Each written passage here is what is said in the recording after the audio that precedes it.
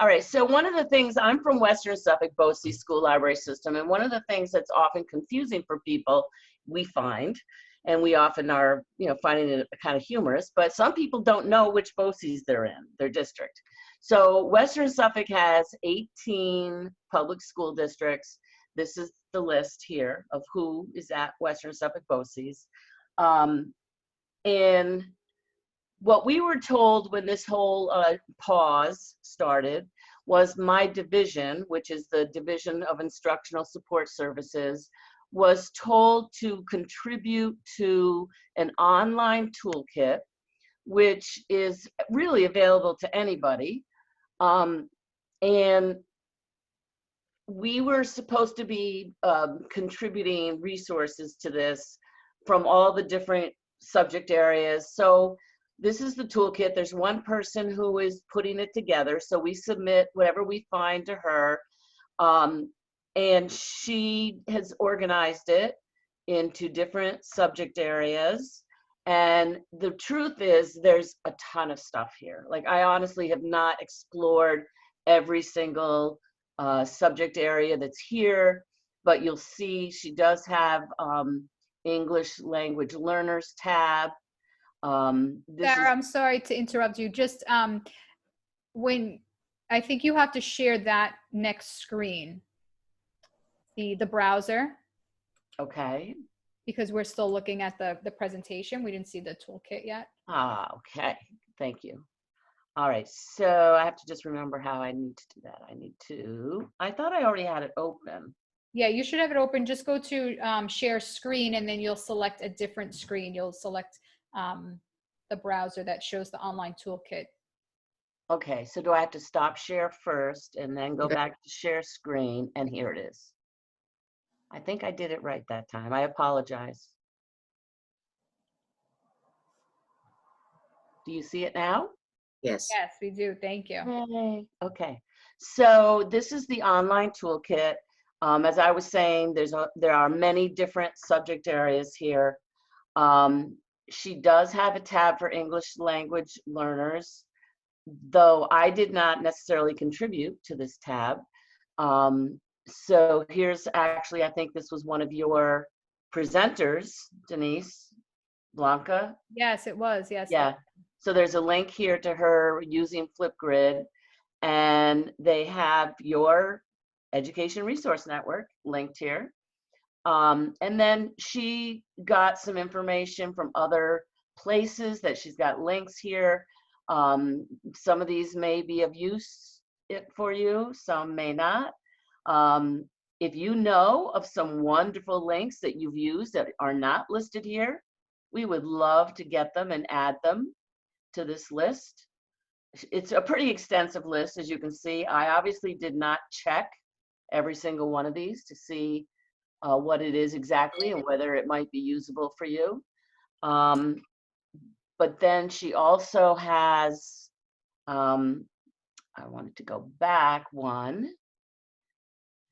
I mean, I have contributed specific things that are gone to this library media page.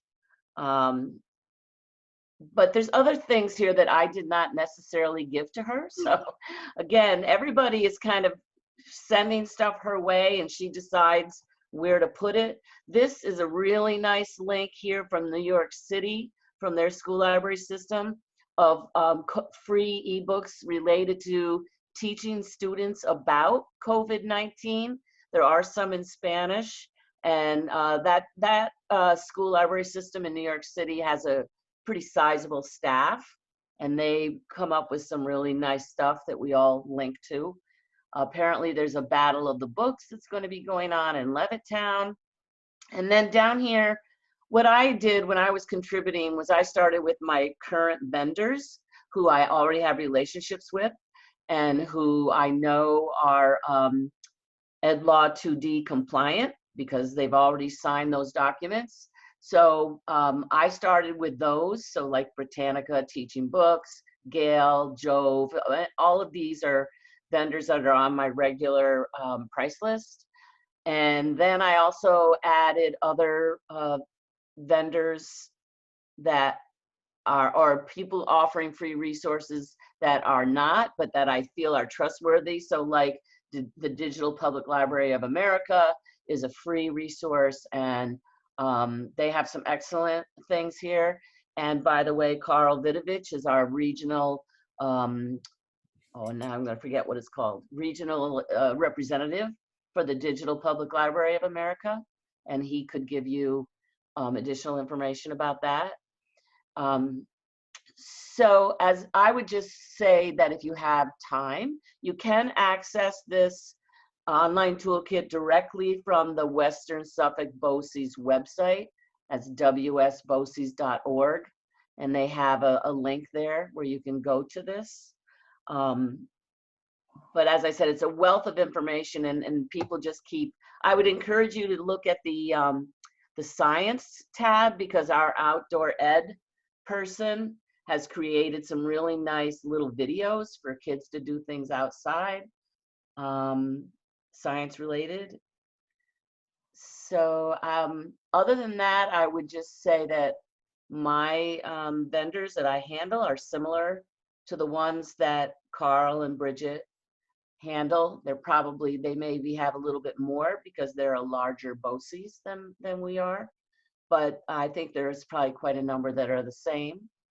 So if you happen to be in a Western Suffolk BOCES school, as was said before, check with your school librarian to find out what resources have been purchased for in your building.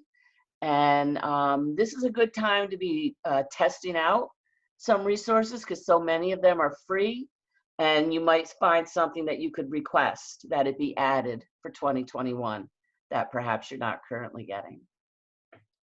So I guess that's it, unless somebody has questions. Thank you. And I know I put the link to this online toolkit homepage so that you can go there.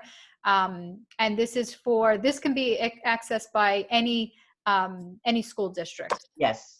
Okay. Yeah, this was intended to be free resources that are being available at this time. So really anybody can access them. Thank you. And one participant was asking, can teachers put a link on their Google sites to access the Western Suffolk BOCES site for the online toolkit? Sure. Yeah, I think yeah, we want to get it out there as much as possible to benefit as many people as possible. Yeah, I think it's important to notice too that the online toolkit is a toolkit, so it has a bunch of different resources. So you as the teacher during your planning may want to take a look at one of the resources and then just link that site to your Google Classroom accounts, or assign something from one of those websites. But if you have students, I know we've been talking to teachers throughout the entire region. Students don't have books or don't have any other books. They only had what they brought home in their book baggies or had borrowed from the library. And so these resources can help you get books to your students, virtual books to your students, whether they're in English or in their native language, to help support their literacy development. So I actually just submitted one today, this Junior Library Guild, and I see she got it in there already. I just sent it to her this morning. But they have access to ebooks at elementary, middle, and high school. There's 3 different levels, and they can be either that they read the books online or they can be read to them. So that's one I just had added today. You may want to take a look at that one.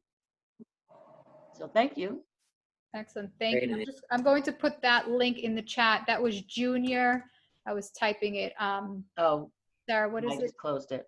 I think if you just go to jlg.org, let me just double check that. Okay. I'm sorry, I closed it. That's okay. Yeah, let's go down here. Here it is. Okay, www.juniorlibraryguild.com.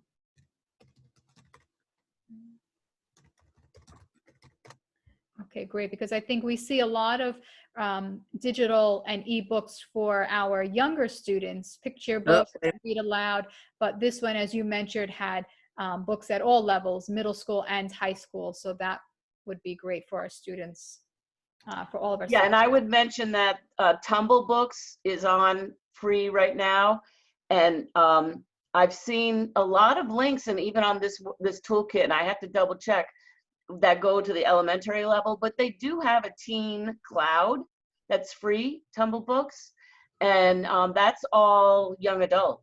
So, and you know, high school. So that is also available. Thank you.